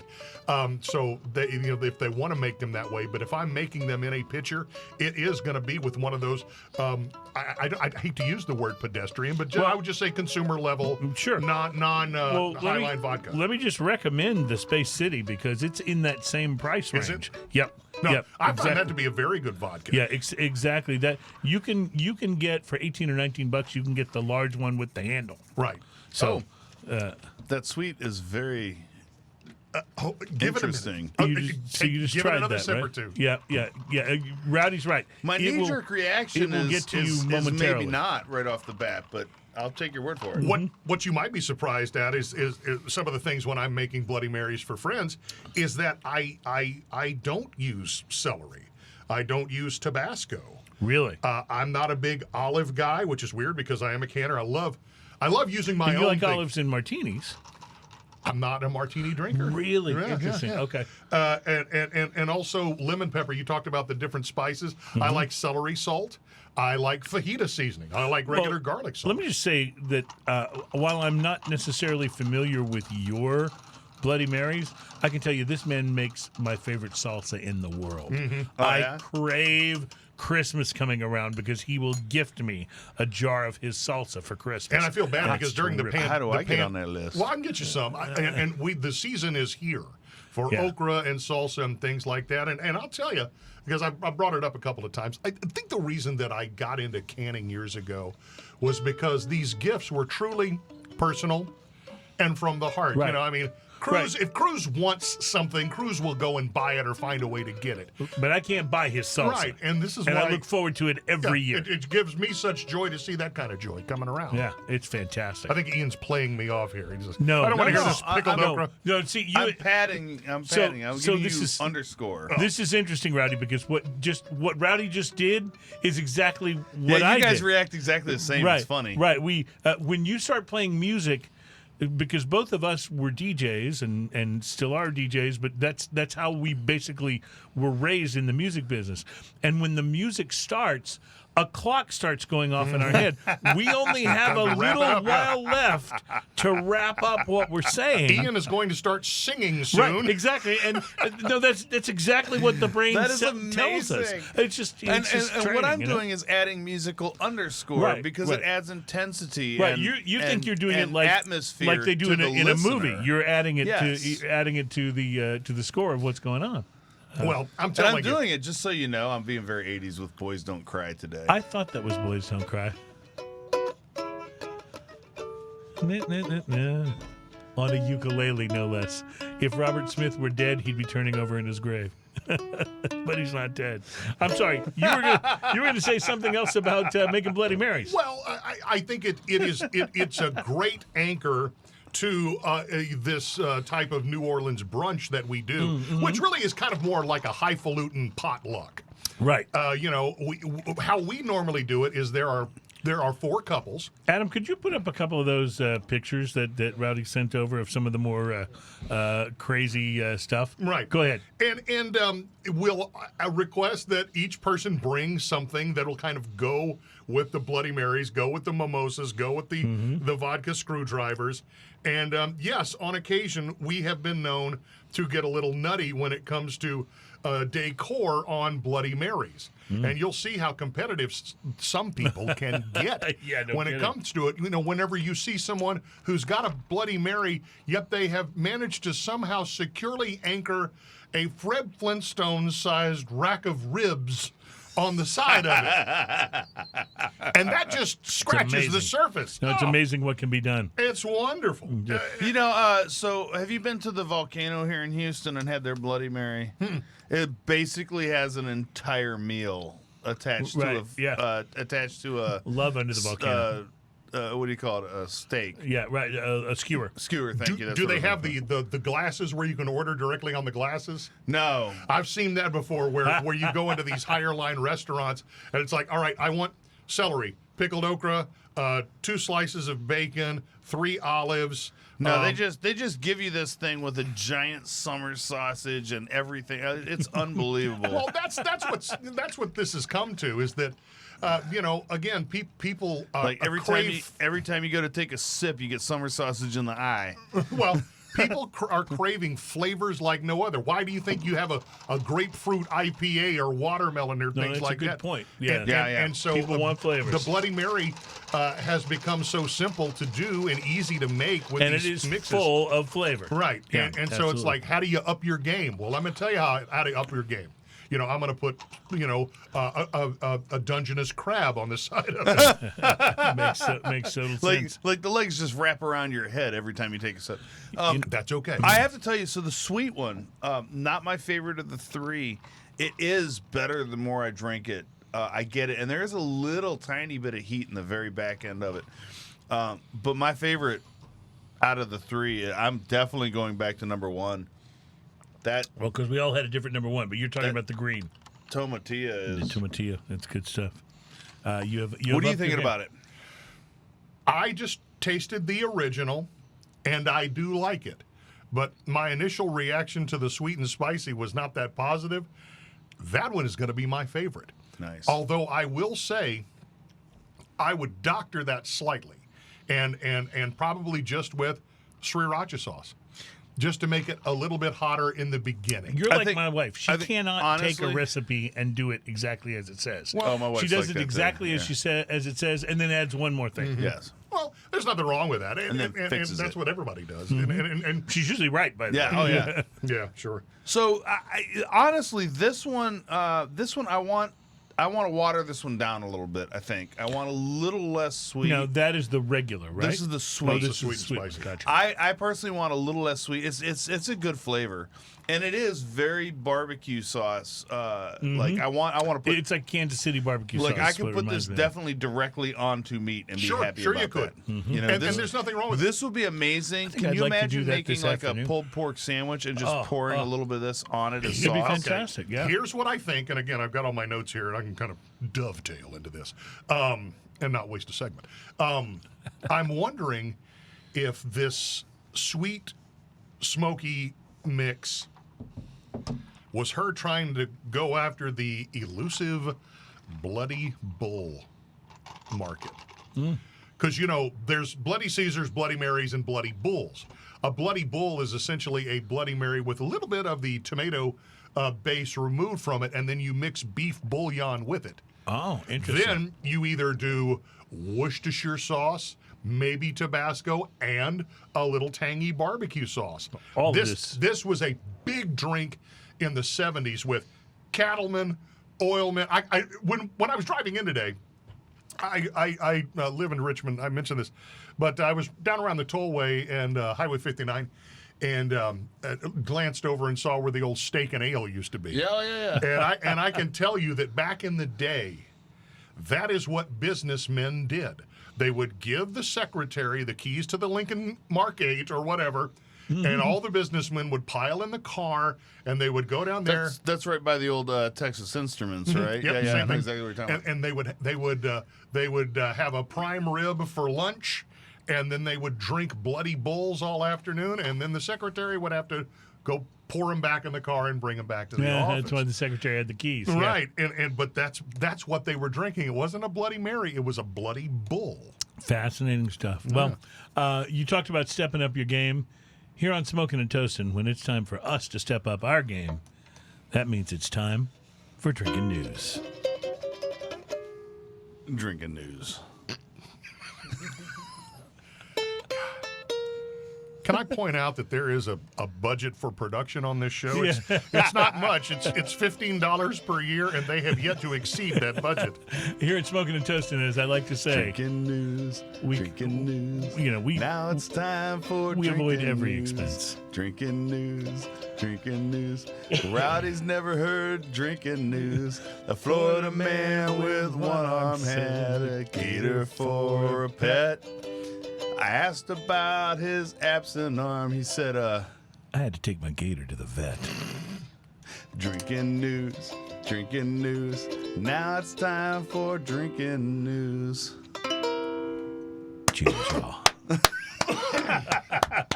That's beautiful. It really is. Remember, when it comes to production value here at Smokin' and Toastin', we spare every expense. So that's the way I'm it works. witnessing this, and he's not lying. A Florida woman. Oh, wait. We changed it up. Not a Florida man, but a Florida woman got herself in some hot water over the weekend in St. Petersburg. By the way, Rowdy, Drinking News is always comprised of stories that, first of all, we believe them to be true. They've been reported somewhere. Right. So to the best of our knowledge, and I swear it's true. The best of our knowledge, the stories are true. Right. Right? And alcohol infused? Well, they're not always about drinking, although sometimes they are. But they're always best enjoyed if you've been drinking. Well, and you said Florida. A Florida woman got herself in some hot water over the weekend in St. Petersburg. At about 8:30 on Saturday night, police responded to a disturbance call out of a St. Petersburg bar to find Olivia Taylor Washek, visibly intoxicated. Intoxicated. Outside the establishment on Central Avenue.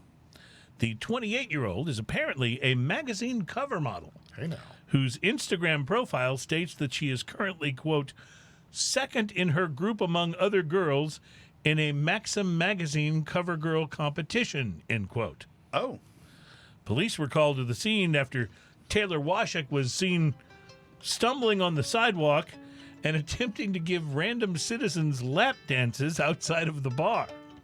When they arrived, the cops say that she threatened to punch them if they touched her. But then, when they offered to walk her to a nearby apartment or call somebody to pick her up, according to the police report, she allegedly began asking them multiple times if they wanted to, using her words here, bang her on the sidewalk.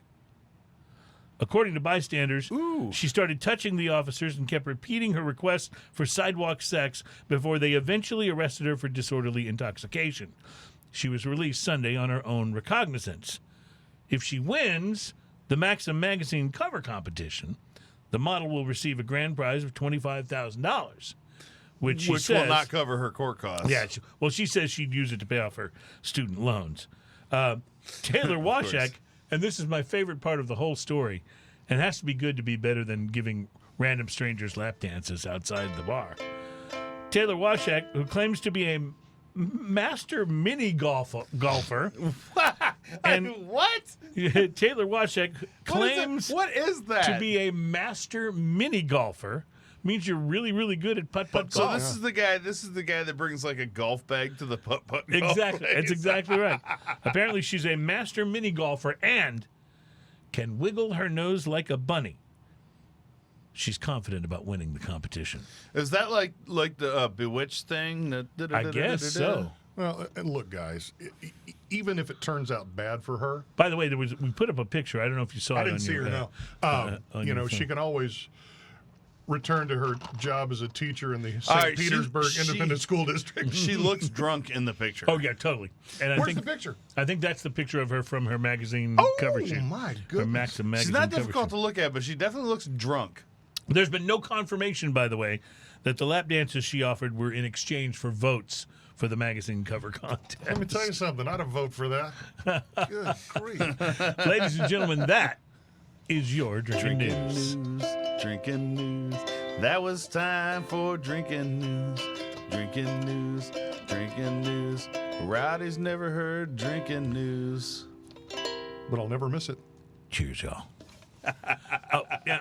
I forgot, by the way, didn't knock my microphone over. I forgot to bring out the beer for this segment because we're going to change things completely now. So, stall for me, guys. I can't believe this. Did you just mix two different ones together? Well, didn't you remember Laurie talking about blending? Blending this and that? Yeah. Blending them? Yes. So Speaking why of in the heck not blending. try that? Because I don't want to waste any of this Smokin' Mary mix here. Speaking of blending, this next beer is I love from, this bottle. This Big is like bottle, champagne. This is from Alesong Brewing and Blending Company. So really excited to try this as well. Ian, fortunately, I brought this for you if that helps. All right. Ian will be What's the sampling movie it. Office Space? Oh, yeah. With Diedrich Bader. No, I got this. Yes. Reaches down. He's got his own bottle opener right there on his belt. Ian does too. Absolutely. No, I this is gotta my tell new pocket knife. Look how adorable it is. you- Yeah.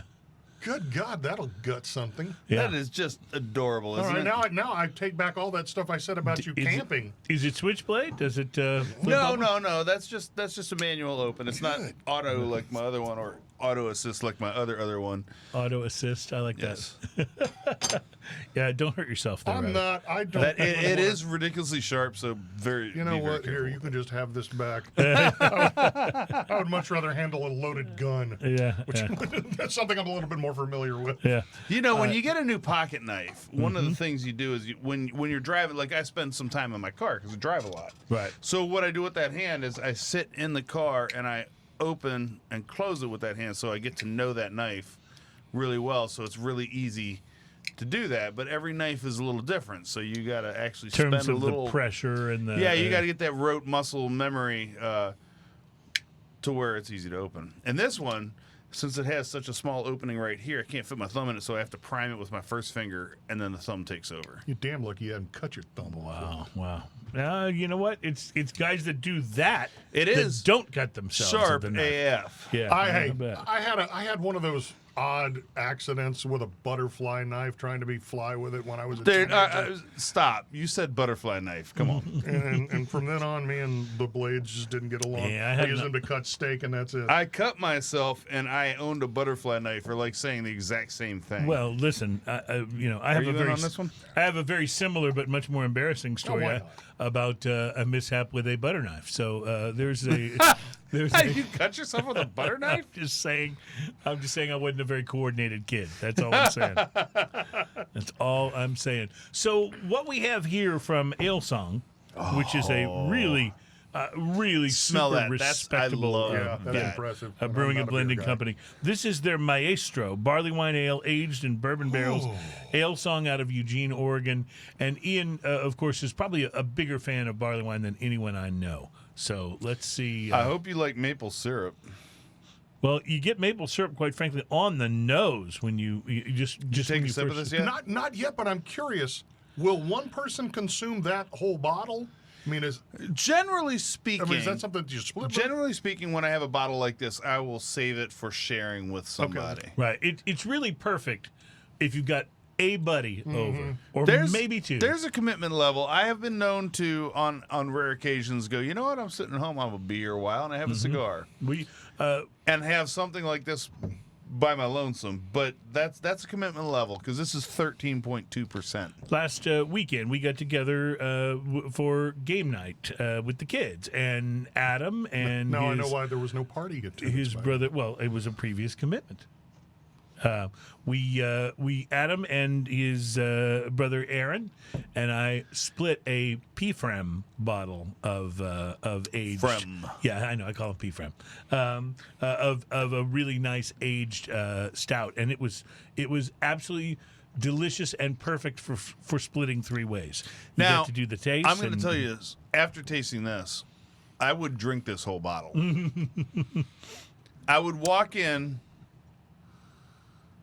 Boy, that's impressive. Straight up and down, drinking this whole bottle and walk out at about 45 degrees. You know what? Because I would be tilted. You know what I would do with this? I would order pancakes. How maple syrup is that?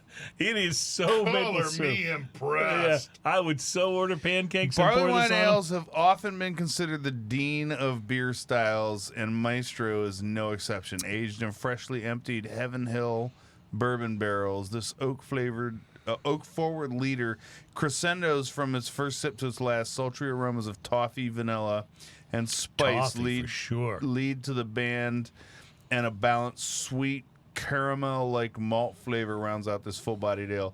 What they're trying to say in a lot of words is maple syrup. Yes, or beer good. Yes, this is delicious. This is huge. This is like, can you imagine this after having a great, like, savory dinner, a Thanksgiving, or something like that dinner, and then Or a really saying, great hey guys, steak. I have a beer. Yeah, a great steak. And saying, hey guys, I have a beer. Let's share this. Well, let me ask you this: you mentioned that it's aged in a bourbon barrel, kind of like a port wine is. Oh, yeah. Exactly. So is this kind of like a dessert beer? Well, is it something that you would have with a meal? It says, life is like a song. Each beer is our expression. The enjoyment and interpretation is yours. What it's not is one you take outside on a hot day on a picnic. Yeah, no, this is not I'm sitting out in the pool in the sunlight kind of beer. But it's also not I'm cloistered by myself and I'm not talking to anybody kind of beer. I don't know about that. Maybe you. I will tell you, Ian, and we've been doing the show, for 3 years now? We've had a number of different barley wines on this show, a number of which have been fantastic. I love barley wine. This is my favorite barley wine we've So have you ever had a barley on wine the show. ale Never, before? ever. This I love is it. a good interpretation of a barley wine. That is so impressive. When you see barley wine, don't buy American barley wine. You'll be very sad. But when you see barley wine style ale, this is a good approximation of what you're going to get. So- it's a little more maple syrup forward. So let me just interject here, because this actually is an American barley wine because it comes from an American brewer. But it's not an American style barley wine, Yes. correct. The American style barley wine is Are an more carbonated. atrocity. They're more carbonated, and they just don't have, I think, They're the hoppy, quality which of is, this. Yeah. Can you imagine this with a bunch of hops? It's terrible. Yeah. That is But it is impressive. delicious to drink like it is, and or to pour over pancakes, whichever works best for you. This is fantastic. And I'm super excited about this particular thing. It's my favorite barley wine I think we've ever tried. I think it's outstanding. I'm really surprised by that too, because it's sticky sweet. It is real sweet. This is almost candy sweet. But it works, though. Which I like in barley wines. I don't like it in some beers. I don't like it in some drinks, but I do love in barley wine ales. I love that sticky sweetness. So I feel like with the IPA... But it's still very beer, you know? I feel like with the IPA and with this, we totally made up for that first beer, didn't we? Yeah, the NOLA Berliner Weisse is just... And I was excited. Honestly, to be honest, I thought that might be the winner of the day before we opened Well, it. let's face it, it's 90 degrees here. We're Yeah, all looking for right. something kind of light, airy, fruity, and special.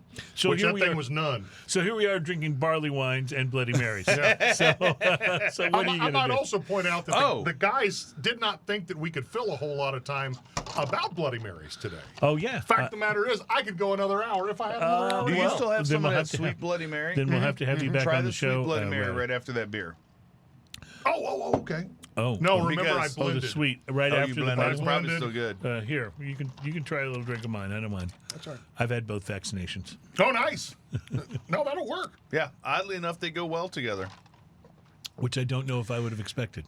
I'm such a big fan of barley wines. Barley wine is a style that I got turned on 2 years ago. Not very many breweries make it, and so it's harder to find. And then there's also this atrocity called American barley wine, which there's very few of them that are even palatable. It also has a tendency to be a bit expensive. The bottle we're It is more drinking now, it's about a $30 bottle of barley wine.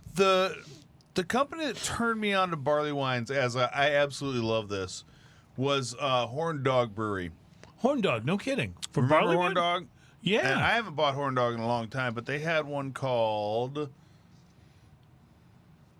I I can't think of the name of it, but they had a barley wine that was out for a long time. It was a regular thing. I could find it all the time, and then all of a sudden it just disappeared. I was like, what happened to this beer? Where'd my horn dog go? And it was so good. And then so I started seeking out other barley wines, and I just love the style. I love them. They're delicious. They're not for every situation. You don't want them floating down the river. Right.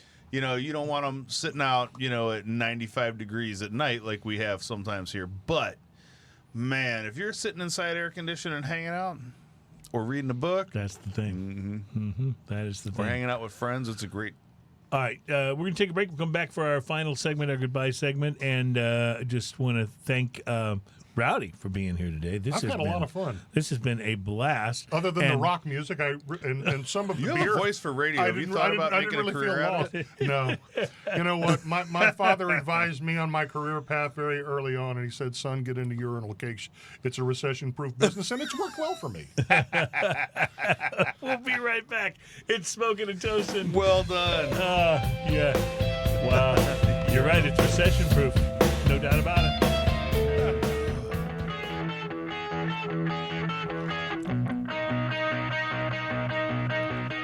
Welcome back. It is Smokin' and Toastin', and we are glad to have you here for show number 232.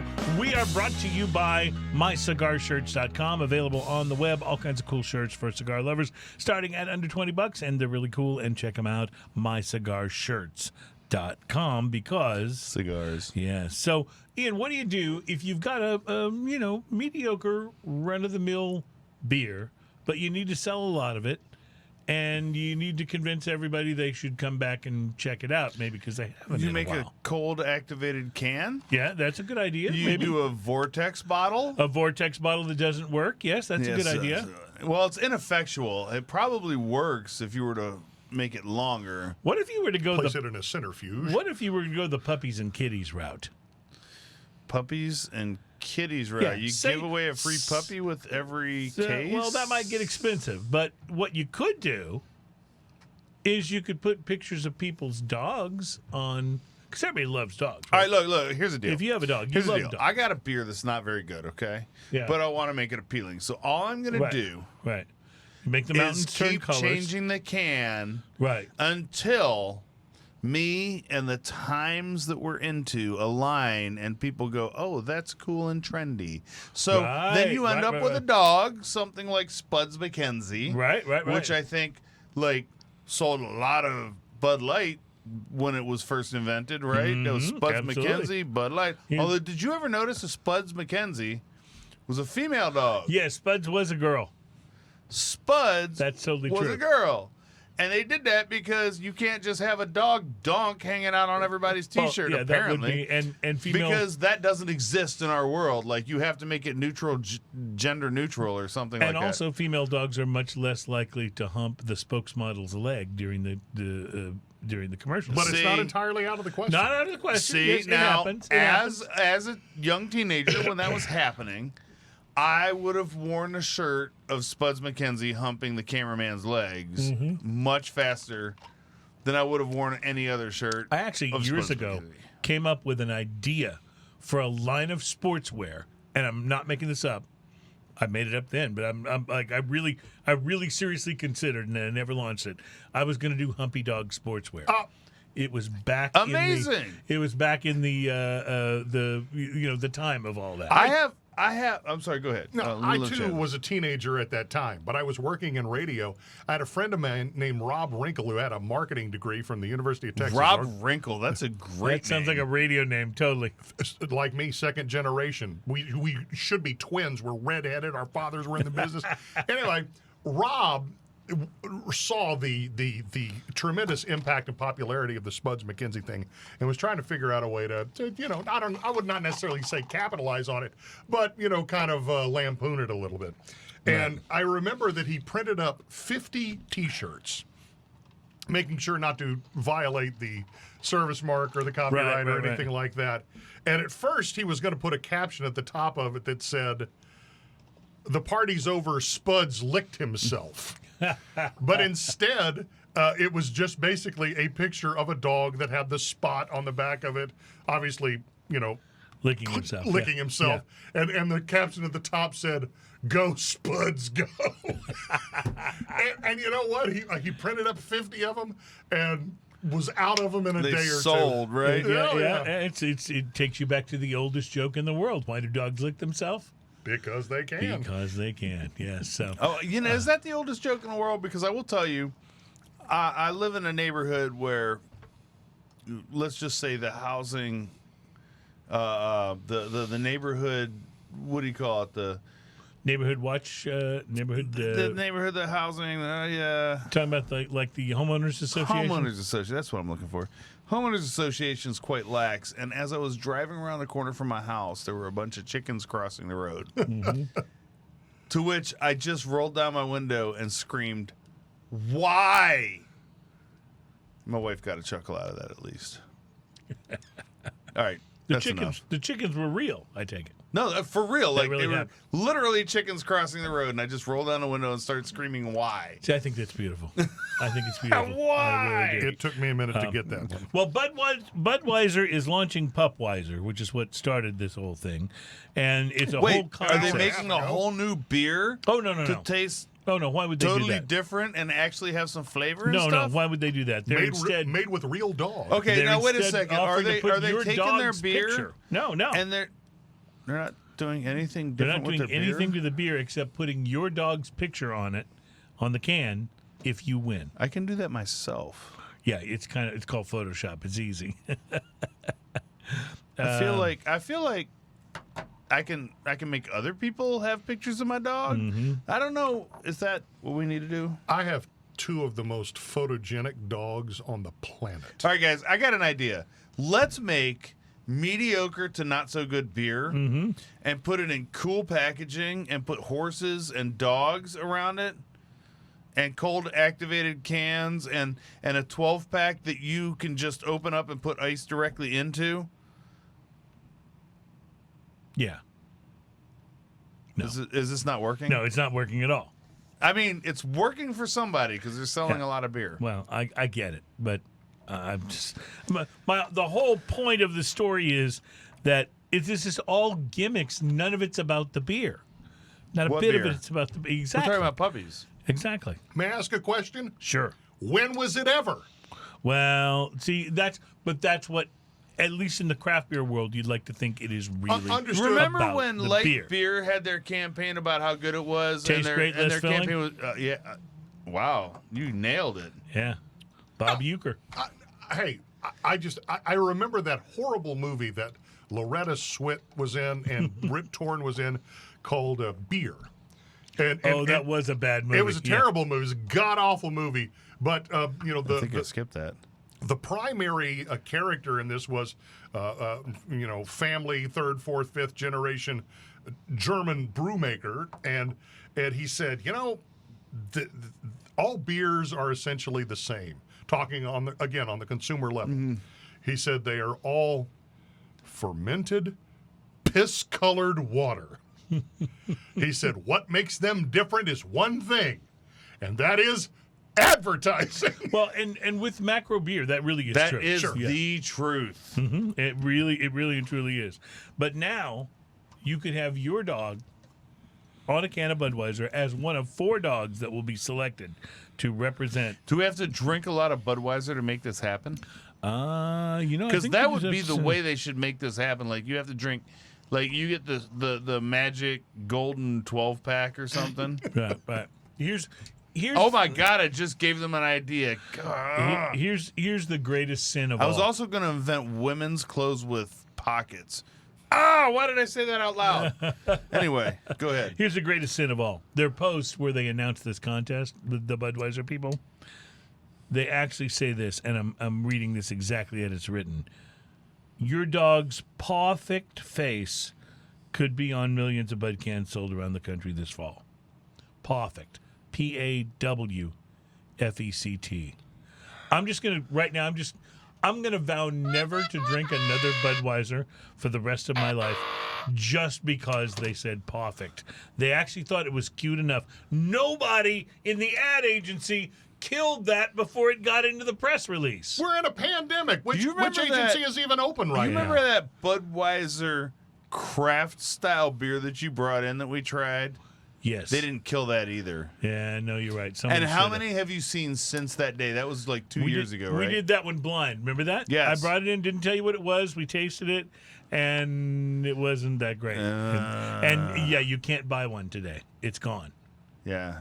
Has But disappeared. that passed test enough to get distributed to where you could go in a store and buy it. It doesn't have to be a good idea. Dude, remember the problem Vortex is bottle? when- You talked when about the Vortex Budweiser- bottle. It didn't work. When Budweiser adds flavor, it's not good flavor. Yeah, that's essentially the What problem. were they thinking? What are they thinking? I They're mean, thinking they're the ass king of beers. is flavor, but it's not what you want. You know, we just have to end the show now because nothing anyone says or does is going to top that. Would you agree? I don't think I can improve on Okay, that. Thank you, and, Ian. and if anyone could, it would be you. So True, yeah. if you're throwing in the towel, I think I will I must. as well. Rowdy, thank you so much. I for have being broken on the the show. today. Yeah. I love it. I'm glad I came in. You will never see me here again. But wait a minute. One more thing real quick before I go. For those of you who have kind of an interest in these particular types of celebration in New Orleans brunch or you know, what I call the highfalutin potluck or whatever, send me an email. I would love to help you out or just answer some questions. You can do that, rowdy@rowdyyates.com. And if you really want to see... Rowdy@rowdyyates.com. Right. And if you really want to see how the other half lives, and I mean people from all over the globe and the different ways in which they concoct Bloody Marys, join a Facebook group that I belong to called Bloody Mary Enthusiasts Unite. You will make friends of the Bloody Mary loving kind. Bloody Mary Enthusiasts Unite. Yeah, and you will meet up with these awesome. people that are like-minded and like-palated. And thank you very much for being on the show today. I appreciate We it. I appreciate the invite. We always also want to thank Laurie Nadeau, who was with Smokin' Mary, who provided our Smokin' Mary mixes today and was on the show. And before we go, let me just thank you for being with us through 232 of these. And we wish you the best. Have a great week. And remember, ass is flavor. It's just Not the flavor you want. No. not the flavor you want. Don't ask for it in a popsicle. Have a great week, my friends. Thank you for being here. And as we like to say here in Smoking and Toasting, cheers, y'all. Cheers.